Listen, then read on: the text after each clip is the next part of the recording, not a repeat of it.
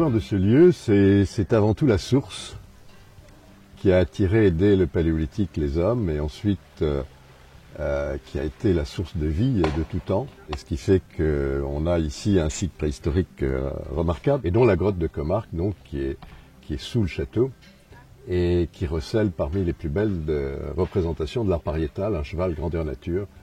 Et puis ensuite, le site a dépendu de l'abbaye bénédictine de Sarlat.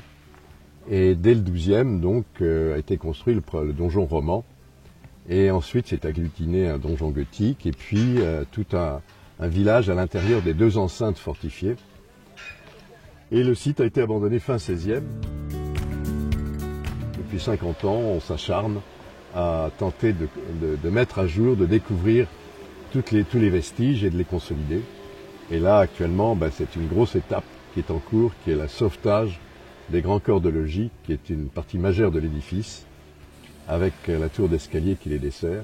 On ne va pas remettre une toiture sur ce grand corps de logis, mais une terrasse qui assurera l'étanchéité, bien sûr, et puis la rénovation de l'escalier à vis qui permet de desservir tous ces niveaux.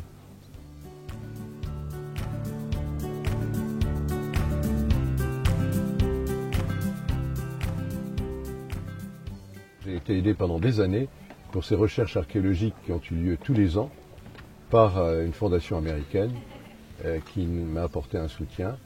Et ces aides sont une reconnaissance et un témoignage qui nous est d'un précieux secours, non seulement financier bien sûr, mais au niveau de la reconnaissance et de la confiance qui nous est accordée et peut-être de la médiation aussi que ça pourra apporter. C'est un combat, c'est vrai que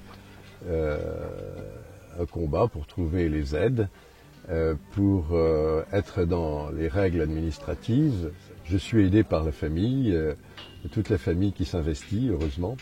J'ai un fils et une fille qui ont bien l'intention de prendre le relais.